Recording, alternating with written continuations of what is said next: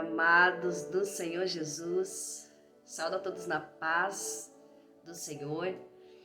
Hoje é domingo, dia 22 de janeiro de 2023, e como eu prometi de trazer o estudo bíblico da carta aos Romanos, amém? Peço desculpas porque a minha voz não tá 100%, porque eu estou com um quadro gripal há mais de uma semana, muita tosse, tanto que teve dias que foi até difícil de gravar o devocional diário. Amém, mas Deus é quem nos sustenta, quem nos dá força todos os dias. Amém? Então, como eu havia prometido de trazer hoje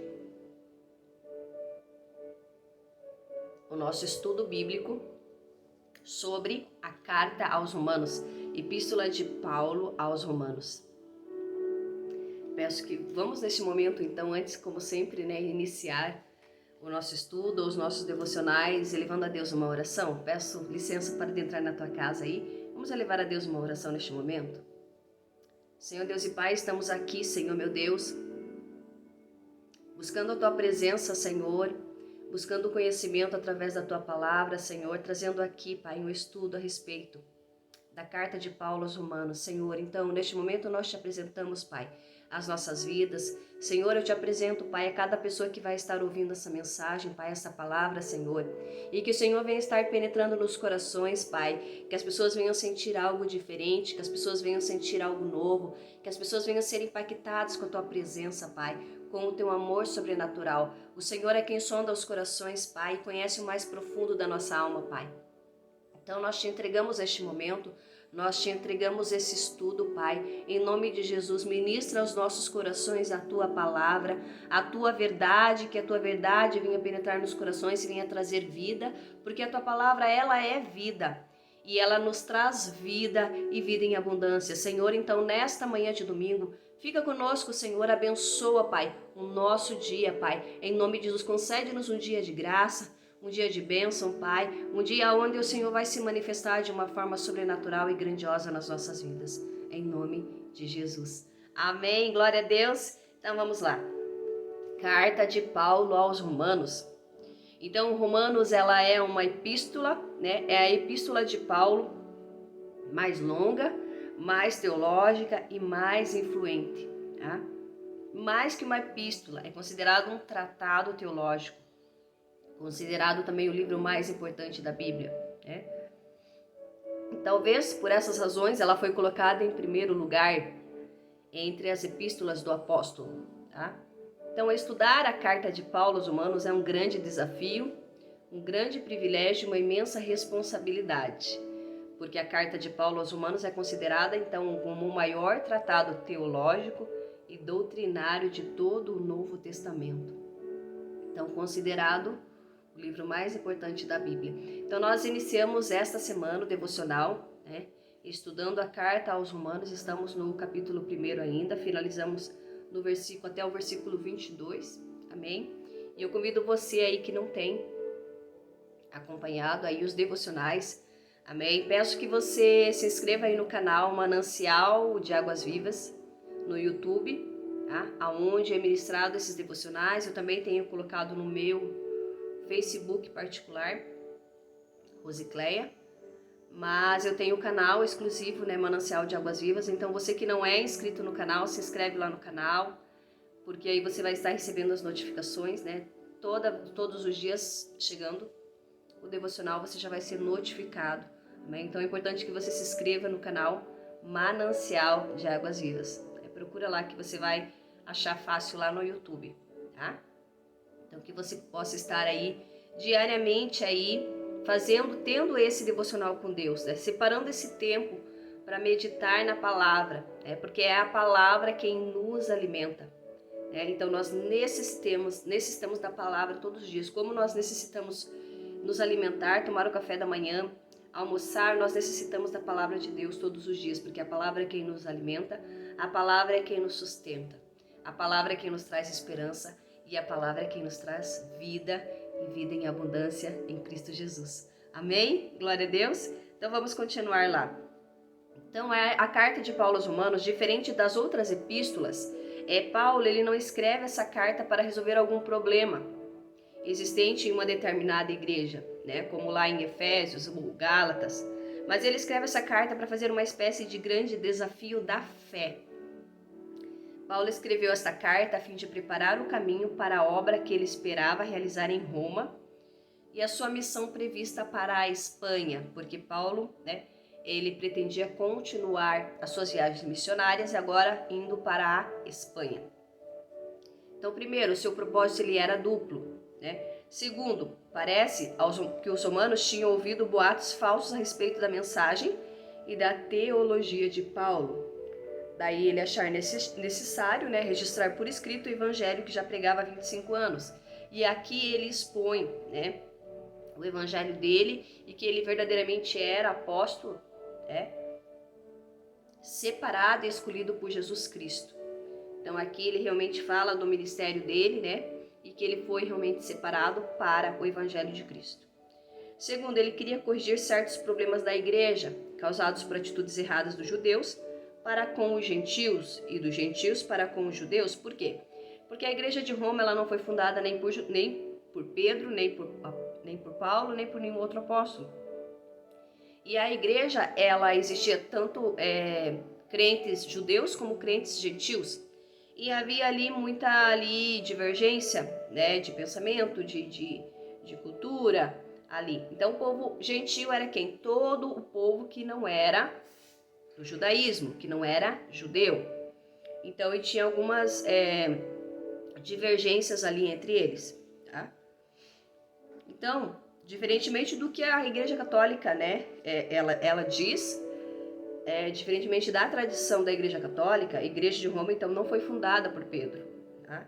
E nem por qualquer outro apóstolo.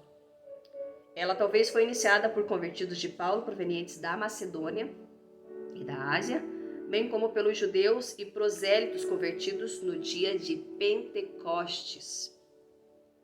Paulo não tinha Roma como campo específico de outro apóstolo, então não existia nenhum outro apóstolo que fundou a igreja de Roma. Tá? Ela foi formada, como eu já falei, provavelmente por convertidos provenientes da Macedônia, convertidos de Paulo, ou aqueles, o povo judeu, que estava presente no dia de Pentecostes e se converteu ali. Então assim foi fundada a igreja de Roma. Paulo, ao escrever essa epístola, perto do fim da sua terceira viagem missionária, estava em Corinto como hóspede na casa de Gaio. Então, quando Paulo escreve a carta aos Romanos, ele estava em Corinto, hospedado na casa de Gaio. A carta de Romanos foi ditada por Paulo ao seu amigo Tércio. Então, Paulo não escreveu a carta de próprio punho, mas ele ditou essa carta.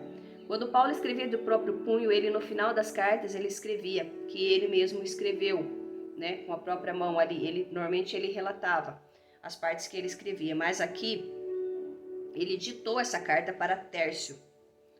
Tá? Então, Tércio provavelmente era o escriba quem escreveu a carta aos Romanos.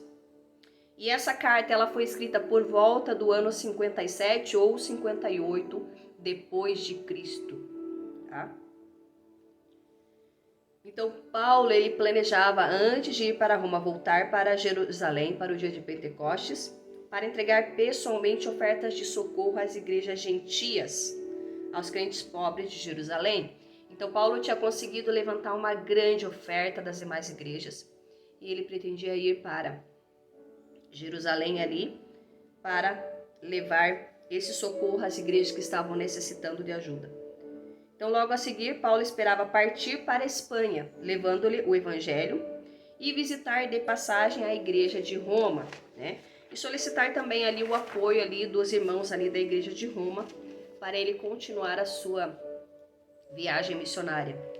Então, ele pretendia ali receber a ajuda dos crentes ali para prosseguirem sua caminhada para o oeste. Amém? Então, glória a Deus. Estão gostando do estudo? Que o Senhor esteja aí abençoando vocês, em nome de Jesus, porque o estudo ele é conhecimento, ele é bênção, Então, simplesmente só ler a palavra de Deus não nos traz o conhecimento. O conhecimento nos traz através de devocionais, através de estudos e através de discipulado. Amém? Vamos continuar então. Então, essa foi finalizada essa primeira introdução. Eu quero agora falar um pouco sobre a história da igreja e a reforma protestante. Porque a igreja de Roma está ligada aí né, a esse período aí da Reforma Protestante. Amém? Então, se você estudar um pouco da história da igreja, e talvez nem todos saibam o significado que foi a Reforma Protestante. Tá? Reforma significa dar nova forma. Forma, deforma, reforma. Então só precisa de reforma algo que perdeu a forma. Então a Igreja de Cristo cresceu nos fundamentos dos apóstolos. Ela tomou uma forma no dia de Pentecostes, com a descida do Espírito Santo. A Igreja de Cristo ela era fundada e alicerçada na doutrina de Cristo. Mas, com a conversão do imperador Constantino no século III, a igreja começou a perder seu formato original, ou seja, a igreja primitiva, fundada pelos apóstolos, começou a se deformar, começou a mudar a forma, o formato original dela. Com o paganismo, no contexto grego-romano, que entrou na igreja, e ela começou a se deformar, perdendo a forma original. Até meados do século IV, a igreja era baseada nas Escrituras, fundada sobre a pedra principal e seu cabeça Cristo. Com a conversão do imperador, a religião oficial do Império Romano passou a ser o cristianismo. Houve uma junção entre Estado e Igreja. E então começou a diluição das bases doutrinárias da igreja e ela vai perdendo sua forma original da igreja primitiva dos apóstolos.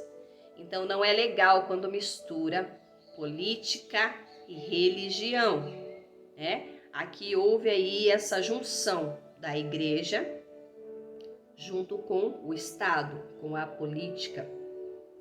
Então no século VI é instaurado o papado romano. O Supremo Pontifício é considerado o bispo de Roma. Daí então não para mais. Né? Até o século XII, conhecido como período das trevas, que foi um período de escuridão aonde Deus se calou. Por quê? O paganismo entrou dentro da igreja. Muitas coisas foram instituídas totalmente fora da palavra de Deus, totalmente fora das escrituras, coisas criadas pelo homem.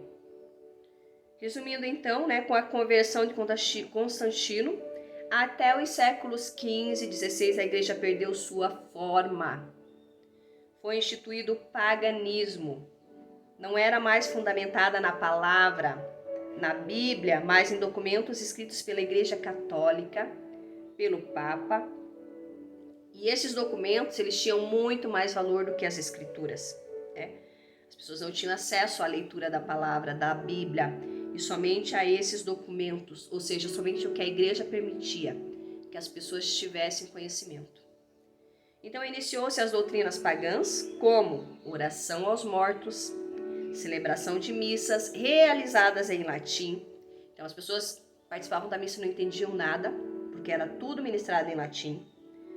A Assunção de Maria, então Maria ali passa a ser santa, idolatrada, e não mais a Jesus. Até o século XVI as pessoas não tinham acesso às escrituras, né? Então foi um período de escuridão, um período de ignorância, onde as pessoas não tinham mais acesso à palavra de Deus, as pessoas não tinham mais, Deus não se revelava mais aos homens. E a salvação, a expiação dos pecados era feita por obras, ao ponto de o Papa Leão X vender o perdão através da compra de um documento assinado por ele, chamado de indulgência. Então esse período aí em que ocorre aí, né, a venda das indulgências. Então, como a pessoa obtinha o perdão dos seus pecados? Como era salva até o século XVI? Não era pelo sangue de Jesus ou pelo seu sacrifício na cruz.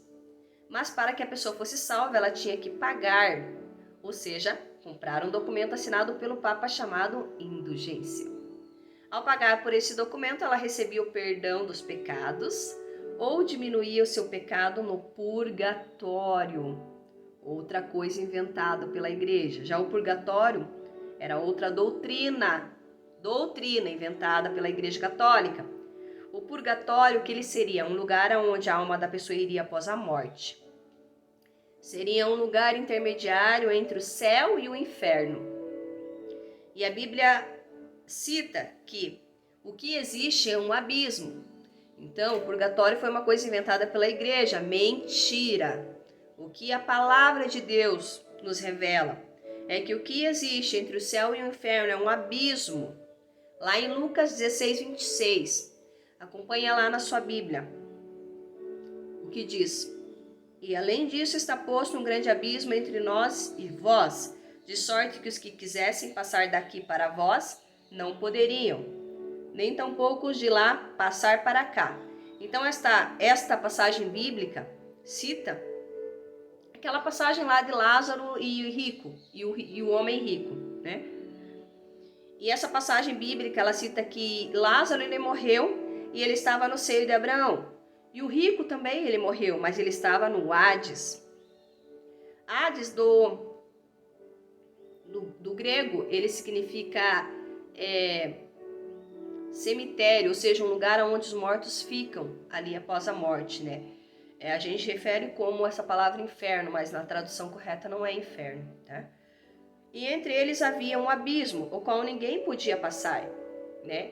Então, um abismo ao qual ninguém poderia passar, quem dirá ficar uma alma ali. O que se sabe é que existem demônios que estão naquele abismo, segundo passagem bíblica também, né? Demônios lá bem no início lá, na época de Noé, em que, segundo esses anjos caídos, tiveram relação com mulheres, né? E dessas mulheres nasceram gigantes e esses demônios foram colocados, permanecem nesse abismo presos, né? Segundo passagem bíblica, tá? Então, pela Igreja Católica, o purgatório existia e a alma da pessoa ficava lá e, dependendo das orações que eram feitas por ela na terra, né? Ou dependendo do preço que ela pagava à Igreja Católica, essa alma ela era tirada do purgatório e enviada ao céu.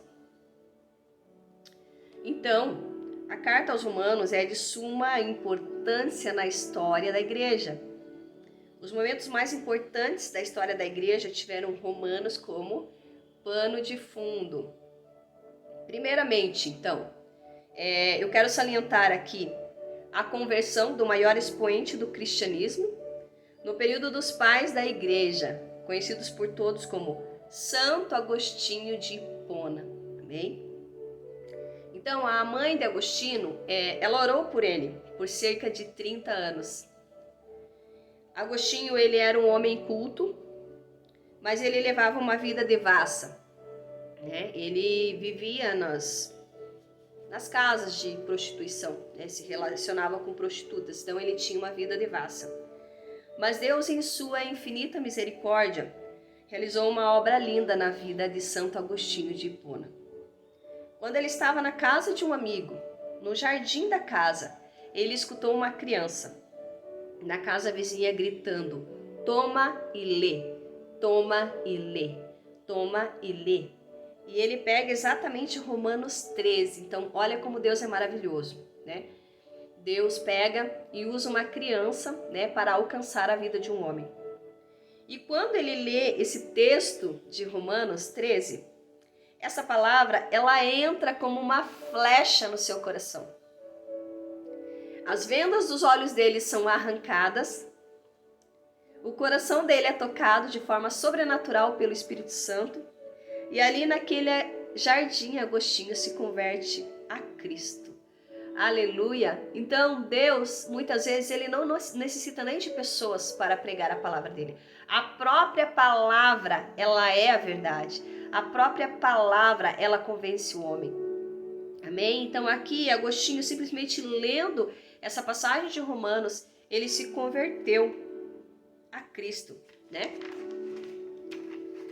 Para se transformar, então, no maior teólogo dos pais da igreja. Então, Santo Agostinho de Hipona aí, né? Na conversão dele aí, sozinho ele, lendo a passagem, então, de Romanos. Por isso que Romanos é uma passagem, um livro tão importante, né? Então ele se tornou aí um dos maiores teólogos e pais da igreja, para se transformar em uma fonte, aonde foram beber aí também grandes reformadores, como Lutero, como Calvino. Amém? Então a transformação desse homem não foi somente para ele, né?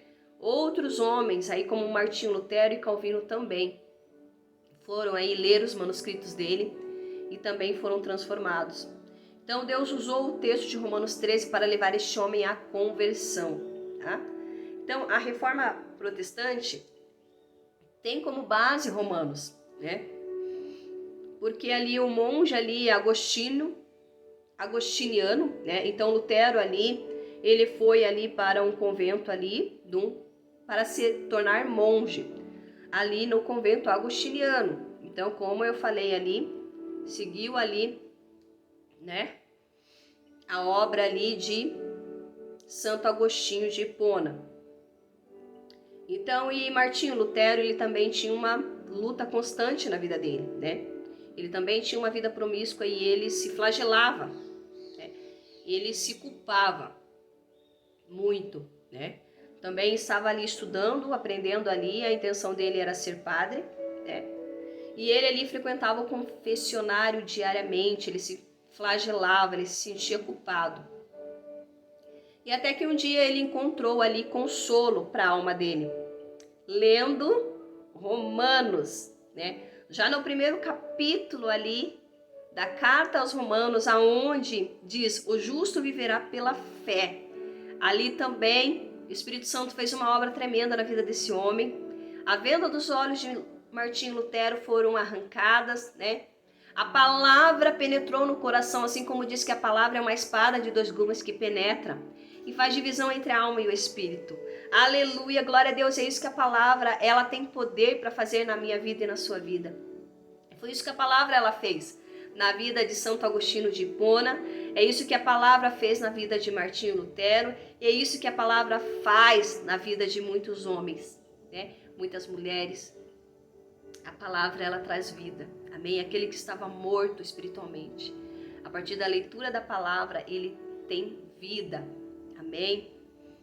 Então, foi através dessa palavra que o Espírito Santo então ministrou no coração de Martinho Lutero, de que ele não precisava alcançar um padrão de perfeição ao qual ele achava, né, pelas doutrinas da igreja que ele tinha que alcançar. E sim que o justo deve viver pela fé, e que, justificados pela fé, nós temos paz com Deus, aleluia! E a partir disso, Lutero trouxe os fundamentos para a reforma protestante, aleluia! A igreja então torna novamente a sua forma. E qual forma era essa? A forma que ela tinha fundamentada nas Escrituras, na doutrina de Cristo e na verdade. Lutero se levantou então contra a Igreja Católica, que na época estava angariando dinheiro para a construção da Catedral de São Pedro. Mas devido à guerra que a Itália enfrentava no norte, a igreja estava sem dinheiro e por isso então começaram a vender as indulgências, como eu já expliquei anteriormente, que era o perdão para os pecados, tanto nessa vida como o perdão para os pecados na morte. Então Lutero então ele se indignou com isso, né? Pois nada disso podia ser pago, nem precisava, pois tudo era pela graça, por meio da fé. Então Lutero escreveu as suas 95 teses e fixou na parede, na porta da Catedral de Wittenberg. Amém? E as teses dele baseavam-se em que se o Papa podia tirar as almas do purgatório, por que não fazia por amor ao invés de vender? Que é pela fé, o poder da salvação, né? E que o poder da salvação não estava nas mãos do Papa e nem da Igreja. Então ele iniciou a reforma protestante para toda a Europa no século XVI. Aleluia, glória a Deus! Então a reforma protestante foi sintetizada em 5 pontos então. Primeiro, somente a fé. Segundo, somente as Escrituras. Terceiro, somente a graça. Quarto, somente Cristo. Quinto, somente a Deus dar graças. Aleluia! Glória a Deus! Que tremendo, hein? Foi essa reforma protestante. Aleluia! Então ela foi fundamentada em somente fé, somente as Escrituras, somente a graça, somente Cristo e só a Deus dar graças. Aleluia, glória a Deus, espero que você esteja gostando desse estudo. Essa é a primeira parte do nosso estudo da Carta aos Romanos. Esta semana vamos estar aí continuando o nosso devocional com Deus à luz da palavra. E no domingo que vem eu vou continuar a segunda parte desse estudo da Carta aos Romanos. Amém? Que o Eterno te abençoe, que você tenha um domingo aí abençoado na graça de Deus. E segunda-feira nós voltamos com um devocional com Deus. Se inscreve no canal Manancial de Águas Vivas, curte e compartilha para que mais pessoas sejam abençoadas através desse estudo, através dos devocionais diários com Deus. Amém? Tenha um dia grandemente abençoado. Fiquem com Deus.